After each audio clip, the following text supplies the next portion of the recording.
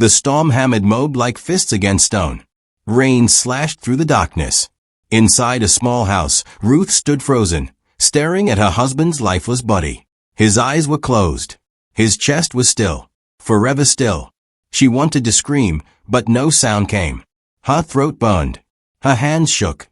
Outside, lightning split the sky, and for one terrible moment, everything was bright as day. Then darkness swallowed her again. "Why?" she whispered to the empty air. "Why did you take him from me?" Thunder answered. The wind howled. Somewhere in the next room, Naomi was weeping, soft, broken sounds that made Ruth's heart crack wider. Her mother-in-law had already lost her husband. Now both her sons were gone. All three women, widows now. Alone. Ruth sank to her knees beside her husband's body. She touched his cold hand one last time. The storm raged harder, as if the heavens themselves were angry. The door rattled violently. Once. Twice. Like something unseen was trying to get in. Ruth looked up, heart pounding. Was it just the wind?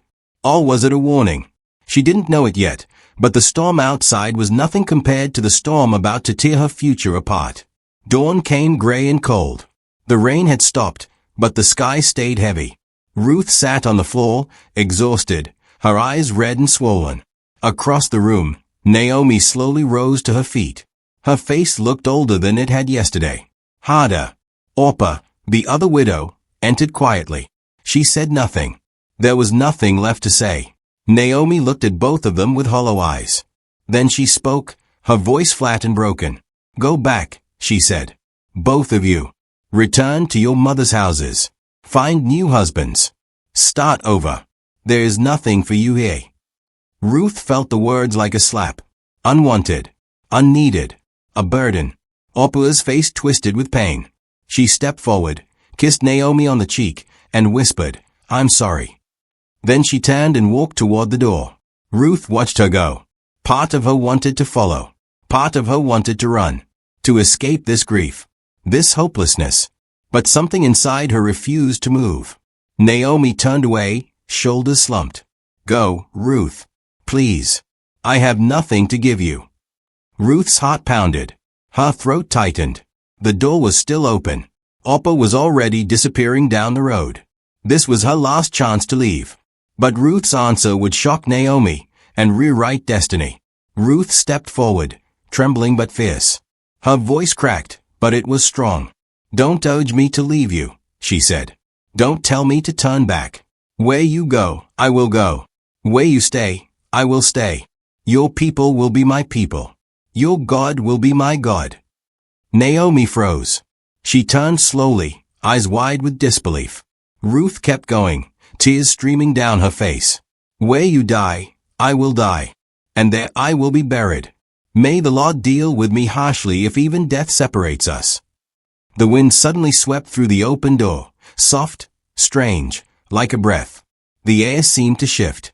Something changed, though Ruth couldn't name it. It felt like heaven itself had paused to listen. Naomi stared at her, speechless. No one had ever spoken to her like this. No one had ever chosen her when they could have chosen freedom. Ruth's hands were shaking. Her heart hammered. She had just vowed to follow a broken woman into a foreign land. A dangerous land. A place where she had no future. No safety. No hope. She didn't know why she said it. She just knew she had to. Naomi's lips trembled. She nodded once, unable to speak. But Ruth had no idea the price of this vow. The road to Bethlehem was long and brutal. Dust rose in clouds around their feet. The sun burned down without mercy. Ruth's legs ached. Her lips cracked. Her stomach twisted with hunger. They passed travelers on the road, men with donkeys, families with carts. Some glanced at them with pity. Others whispered, "Widows, alone." As if the word itself was a curse. Naomi limped beside her, leaning on a stick. She said nothing. Her face was blank, like something inside her had died along with her husband and sons. Ruth tried to stay strong. But inside, a small voice kept whispering, "You could turn back. You could still go home." She ignored it. At night, they slept under the stars. The ground was hard. The air was cold.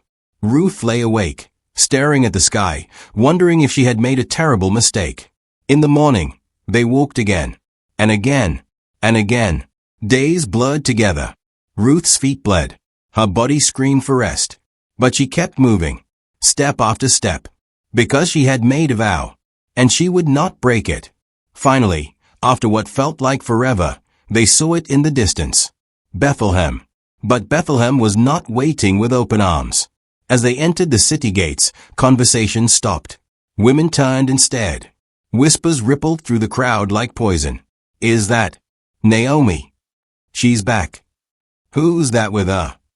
Ruth felt their eyes on her like knives. She kept her head down, following Naomi through the narrow streets. Her clothes were dirty. Her hair was tangled. She looked like what she was, a foreigner, an outsider. One woman stepped forward, blocking their path. Naomi? Is it really you? Naomi stopped. Her jaw tightened. When she finally spoke, her voice was bitter as ashes. Don't call me Naomi, she said. Call me Mara. Because the Almighty has made my life bitter.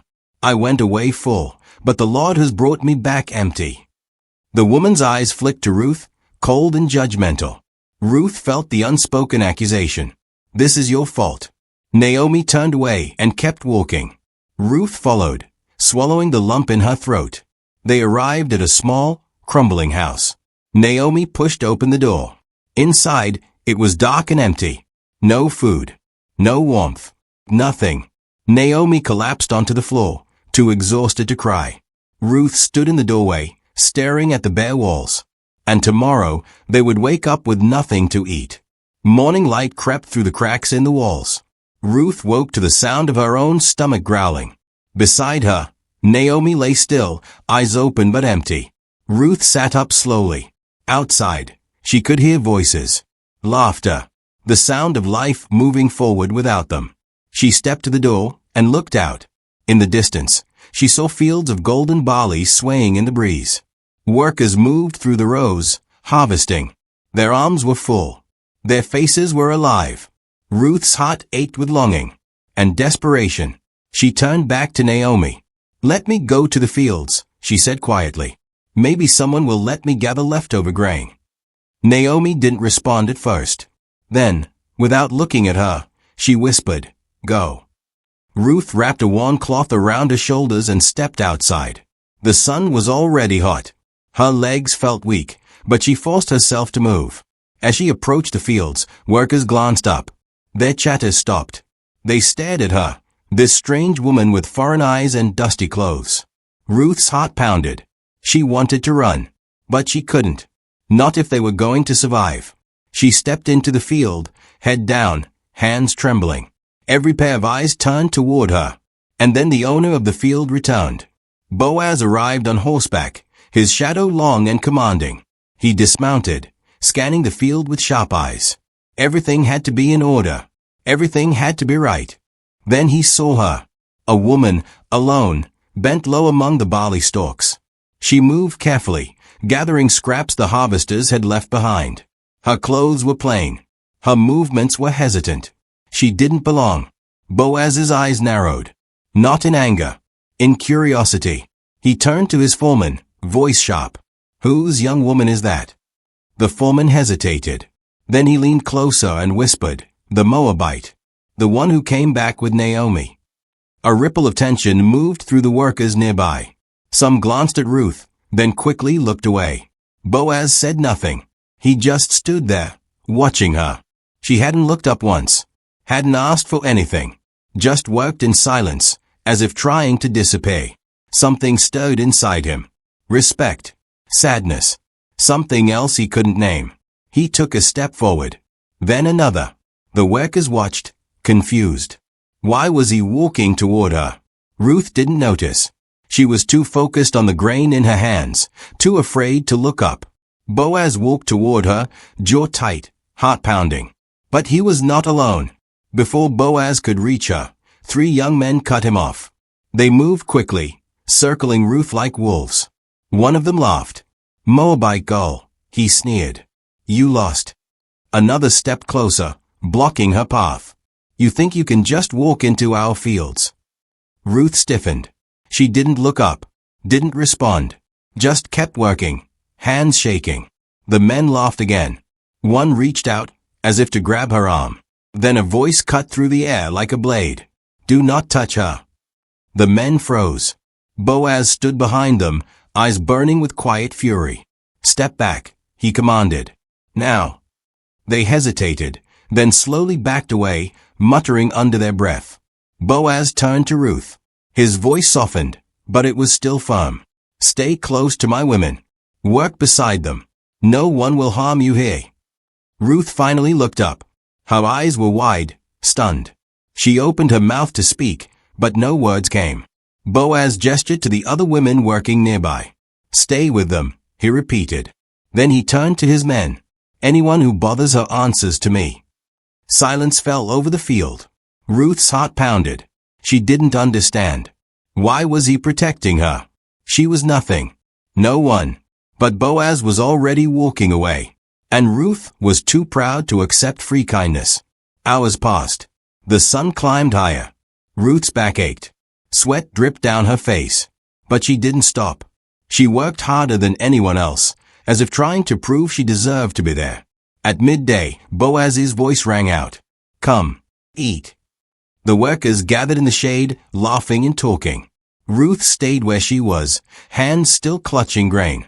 Boaz turned and looked directly at her. "You too." Ruth hesitated. She glanced at the other workers. They were staring at her. Some curious, some cold. Slowly, she walked over. She sat on the edge of the group, keeping her eyes down. Boaz handed her bread. "Eat," he said simply. She took it, hands trembling. The bread was warm, soft. She hadn't eaten like this in weeks. As she chewed, tears stung her eyes. Not from sadness, from something else. Relief, gratitude, something she hadn't felt in so long. For the first time in years, she felt seen. Boaz didn't say anything else. He just sat there, watching her with quiet, unreadable eyes. When the meal ended, Ruth stood quickly and returned to work, head down, heart pounding. But the gossip spreading in Bethlehem would soon reach Naomi. That evening, Ruth walked home slowly, arms aching, a small sack of grain clutched to her chest. It wasn't much, but it was more than she'd expected. She pushed open the door. Naomi looked up from the floor, eyes dull and tired. "Where did you work today?" Naomi asked quietly. Ruth set the grain down. "In a field. A man named Boaz let me gather there." Naomi's head snapped up. Her eyes went wide. "Boaz," she whispered. Ruth nodded, confused by her reaction. Naomi stood, hands trembling. "Child, do you know who he is?" Ruth shook her head. Naomi's voice dropped, fear and hope mixing together. "He is one of our guardians. A kinsman redeemer. Someone who can restore what we lost." Ruth frowned. "What does that mean?" Naomi sat down heavily, mind racing. "It means this is no ordinary kindness." Ruth felt a chill run down her spine. She didn't understand. But Naomi's face had changed. Something was shifting inside her. "Stay close to him," Naomi said slowly. "Do not leave his fields." Ruth nodded, still confused. That night, she lay awake, staring at the ceiling. Why had Boaz helped her? Why had he protected her? She didn't know. But Naomi would soon ask Ruth to do the unthinkable. Days passed. Ruth returned to Boaz's fields every morning. She worked in silence, staying close to the other women, never speaking unless spoken to. Boaz watched her, always from a distance, never too close. At night, Naomi grew quieter, more thoughtful.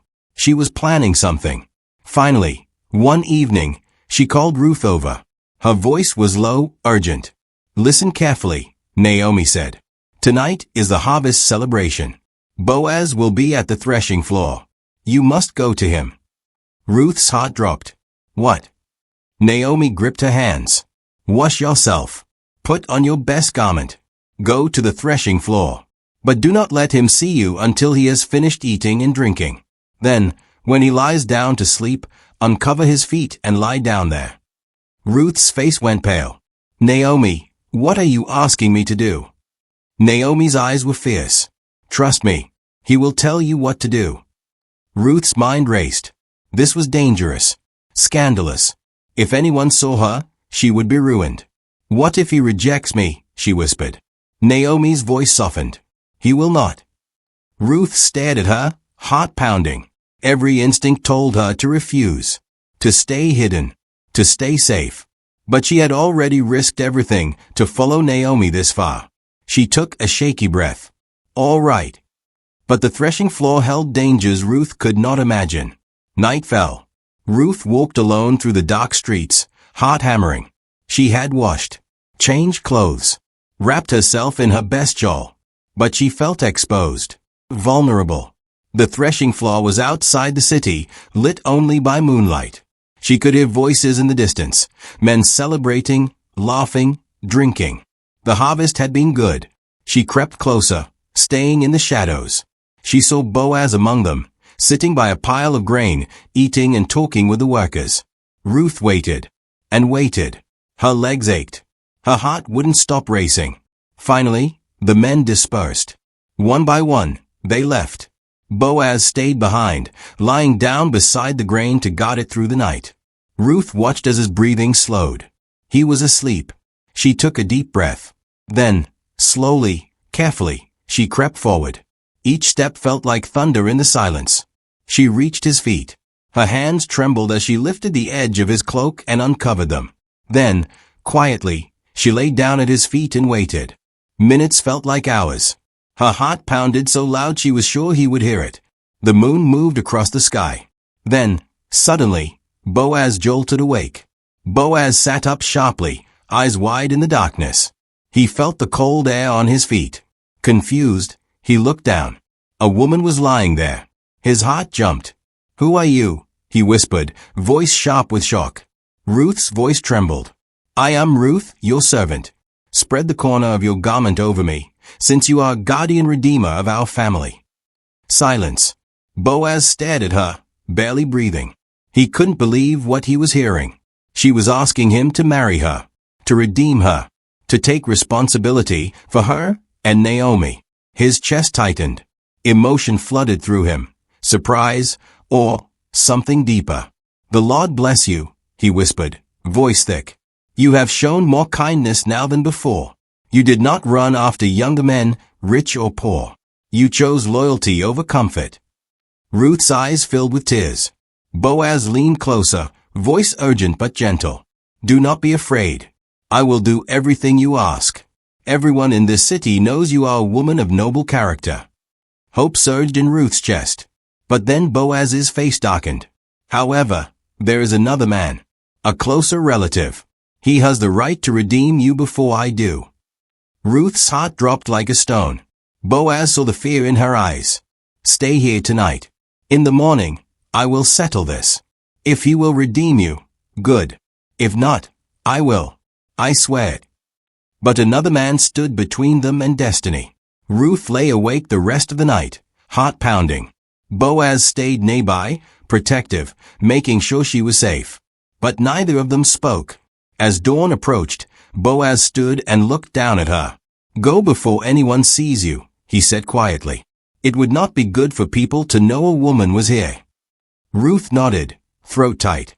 She started to leave, but Boaz stopped her. "Wait." He grabbed a large shawl and filled it with 6 measures of barley. "Take this to Naomi. Tell her I will not rest until this is settled." Ruth took the heavy load, eyes wide. He was giving her more than grain. He was giving her a promise. She hurried back through the dim streets, moving quickly before the city woke. Her mind raced. Who was this other man? Would he claim her? Would she be forced to marry someone she didn't know? She burst through Naomi's door, breathless. Naomi sat up, eyes sharp. "How did it go, my daughter?" Ruth poured out the barley and told her everything. Naomi listened, face unreadable. When Ruth finished, Naomi nodded slowly. "Wait, my daughter. Boaz will not rest today until he settles this." Ruth sat down, trembling, waiting, hoping. But the other man was not the only threat. By mid-morning, whispers had already begun. "Did you see Ruth last night? Where was she going? Someone saw her near the threshing floor." The rumors spread like wildfire. Women gathered in clusters, whispering behind their hands. Children ran through the streets, repeating what they'd heard. Ruth stayed inside, hidden. But she could hear them. Every cruel word. Every judgment. Naomi stood by the door, jaw tight, shielding her. "Ignore them," she said. "They do not matter." But Ruth felt the weight of their stays. The disgrace. The shame. She had risked everything. And now, everyone knew. One woman shouted from the street, loud enough for Ruth to hear. "Moabite. Coming here. Taking our men." Naomi slammed the door. Ruth sat on the floor, shaking. "What have I done?" she whispered. Naomi knelt beside her. "You did what was right. Now we wait." But waiting felt like torture. Outside, the city buzzed with gossip. Inside, Ruth felt like she was drowning. Her vow to follow Naomi now felt heavier than ever.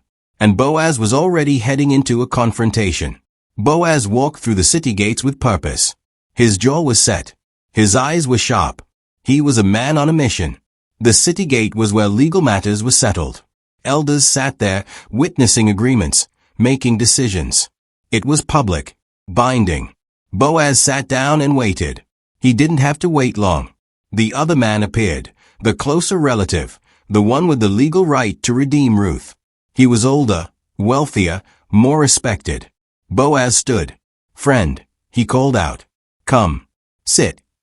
The man paused, then walked over, curious. Boaz gestured to the elders. "Gather here. I need witnesses." The elders assembled, faces serious. A crowd began to form. People sensed something important was happening. Boaz turned to the man. "Naomi, who has returned from Moab, is selling the piece of land that belonged to our relative Elimelech." The man's eyes lit up. "Land. Property. Value. I thought I should bring this to your attention," Boaz continued. "If you want to redeem it, do so. But if not, tell me. Because you are next in line, and I am after you." The man nodded slowly. "I will redeem it." Gasps rippled through the crowd. Boaz's face didn't change. He had expected this. But then he added the part that would change everything. The man must now decide publicly. Boaz's voice rang out, clear and firm.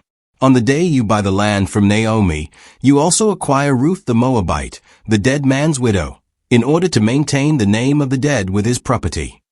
The man froze. His face went pale. The crowd murmured. This changed everything. The man looked at Boaz, then at the elders, then back at Boaz. His mind raced. If he married Ruth, any son she bore would inherit the land, not him. He would lose his own inheritance to support another man's legacy. He shook his head slowly. "I cannot redeem it. It would endanger my own estate. You redeem it yourself. I cannot do it." Relief surged through Boaz, though his face remained calm. The man bent down and removed his sandal, handing it to Boaz. It was the legal symbol, surrender of rights. Boaz held it high. "Today you are witnesses," he declared. "I have bought all the property of Elimelech, Kilion, and Mahlon from Naomi. I have also acquired Ruth the Moabite as my wife, to maintain the name of the dead." The elders nodded. "We are witnesses." Then one elder stood and spoke a blessing. "May the Lord make the woman who is coming into your home like Rachel and Leah, who together built up Israel." The crowd erupted in cheers. But Ruth still didn't know her fate. Ruth sat in the small dark house, knees pulled to her chest. Hours had passed. Naomi paced near the window, saying nothing. Then, suddenly, footsteps. Fast. Urgent. Ruth's heart stopped. She looked at Naomi, eyes wide. What if he changed his mind? Naomi didn't answer. She just stared at the door. The footsteps grew louder. Closer. Ruth stood, hands trembling. Her whole future depended on what happened next. A shadow passed by the window. The door burst open. A breathless messenger stood there, grinning. "Boaz has claimed you." Ruth's knees buckled. Naomi caught her, pulling her into her arms. Both women sobbed. Relief, joy, disbelief crashing over them like waves. "He did it," Naomi whispered, tears streaming. "He redeemed you." Ruth couldn't speak. She just cried into Naomi's shoulder, overwhelmed. The messenger left. The door closed. The two women held each other in the dim light, hearts full. For the first time in years, they were not alone. They were not abandoned. Ruth wiped her eyes, laughing through tears. I don't understand. Why would he do this? Naomi smiled, her face softer than it had been in months. Because, my daughter, you are worth redeeming. But heaven was still not done rewriting her story. The day of the wedding arrived. The city buzzed with preparation. Flowers, music, laughter. Ruth stood in Naomi's house, dressed in a simple but beautiful garment. Her hands shook. Her heart raced. Naomi adjusted the cloth around Ruth's shoulders, eyes wet. You are no longer a widow, she whispered. You are no longer an outsider. Ruth looked at herself, barely recognizing the woman staring back. So much had changed. So much had been lost. And now, somehow, something was being restored. The door opened. It was time. Ruth stepped outside. The sun was warm. The streets were lined with people, some smiling, some still whispering. But Ruth didn't care anymore. She walked toward the place where Boaz was waiting. Each step felt like shedding an old skin. Widow. Foreigner. Forgotten. When she reached him, Boaz looked at her with such tenderness that her breath caught. He took her hand. His voice was steady, but she could hear the emotion beneath. I will protect you. I will honor you. You are mine, and I am yours. Tears slipped down Ruth's cheeks. The crowd erupted in celebration. Music played. People danced. Naomi stood in the corner, smiling for the first time in years. But a deeper miracle was still hidden. Weeks turned into months. Ruth settled into her new life with Boaz. He was kind, patient. He treated her with honor. But something was missing. Ruth placed a hand on her stomach every morning, hoping, praying, waiting. Nothing. Days passed. Then weeks. Then more. She began to fear the worst. What if she couldn't have children? What if this blessing was temporary? What if God had given her a husband but not a future? At night, she lay awake, staring at the ceiling, anxiety gnawing at her. Boaz noticed. He held her hand in the dark. We will trust, he whispered. Whatever happens, we will trust. But doubt lingered like a shadow in the corner of the room. Ruth tried to stay hopeful. But every morning without a sign felt like another door closing. Naomi watched quietly, saying nothing. But Ruth could see the worry in her eyes too. Winter came. The air grew cold. Ruth wrapped herself in blankets, feeling empty inside. She prayed. She wept. She waited. And then, one morning, something changed. Ruth woke and felt it, a tiny flutter. A subtle shift. She froze, hand flying to her stomach. Then one morning, Ruth felt something new. Ruth sat up slowly, barely breathing. She pressed her hand against her belly again, waiting. There. Again. A faint movement. A stirring. Her eyes widened. Her heart pounded. She turned to Boaz, who was still asleep beside her. She shook his shoulder gently. Boaz. He stirred, blinking. What is it? Ruth couldn't speak. She just took his hand and placed it on her stomach. He looked confused at first. Then understanding dawned. His eyes went wide. Are you? She nodded, tears spilling over. I think so. Boaz pulled her into his arms, voice thick with emotion. Thank God. Thank God. Ruth clung to him, sobbing. Relief. Joy. Overwhelming gratitude. Later that morning, she went to find Naomi. She didn't have to say anything. Naomi took one look at her face and knew. Child, Naomi whispered, hands trembling. You are with life. Ruth nodded, laughing and crying at the same time. Naomi pulled her close, weeping. The Lord has not forgotten us, she said. He has not abandoned us. For months, Ruth carried the child. Her body changed. Her heart swelled with hope. The city watched, murmuring. Some with joy, others with jealousy. But no one knew who this child would become. The day came suddenly. Sharp pains woke Ruth in the middle of the night. Boaz sent for the midwives. Naomi stayed by her side. Hours passed. Ruth gritted her teeth, sweat pouring down her face. She gripped Naomi's hand so hard it hurt. "Breathe," Naomi whispered. "You can do this." Ruth cried out, pushing with everything she had. And then, suddenly, a new sound filled the room. A baby's cry. The midwife held up the tiny, wriggling infant. "A son," she shouted. Ruth collapsed back, chest heaving, tears streaming. Naomi leaned over her, laughing and crying at the same time. The women of the city rushed in, celebrating. "Naomi has a grandson," they shouted. "Praise the Lord. He has given Naomi a redeemer." Naomi took the baby in her arms, holding him close. Her face glowed. For the first time in years, she looked truly alive. They named him Obed. Ruth watched, exhausted but filled with peace. She had lost everything. Walked through fire. Risked it all. And now, she held the future in her arms.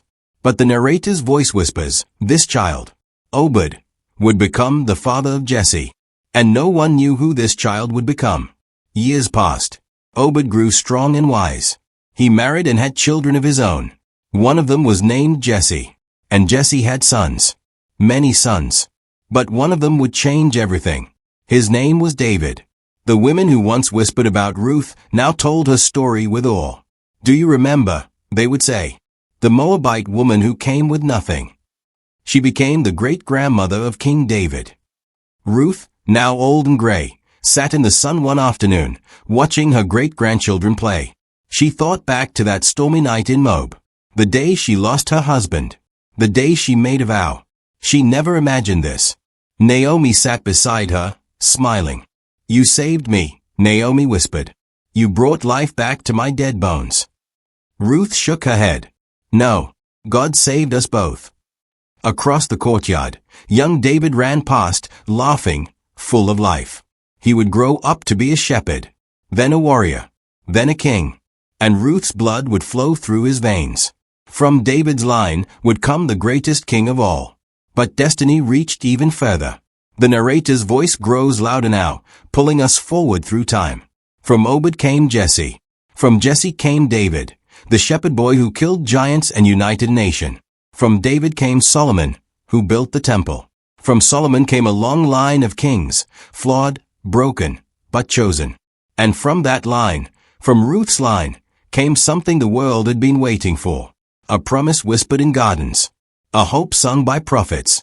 A light breaking through centuries of darkness. The Messiah, Jesus, the King of Kings, the Redeemer of all. The one who would redeem not just a family, but all of humanity. And his bloodline traced back to a foreign widow who entered Bethlehem with nothing but faith. Ruth never knew. She never saw it. She died long before Jesus was born. But heaven knew. Every step she took, every tear she cried, every risk she made, it all mattered.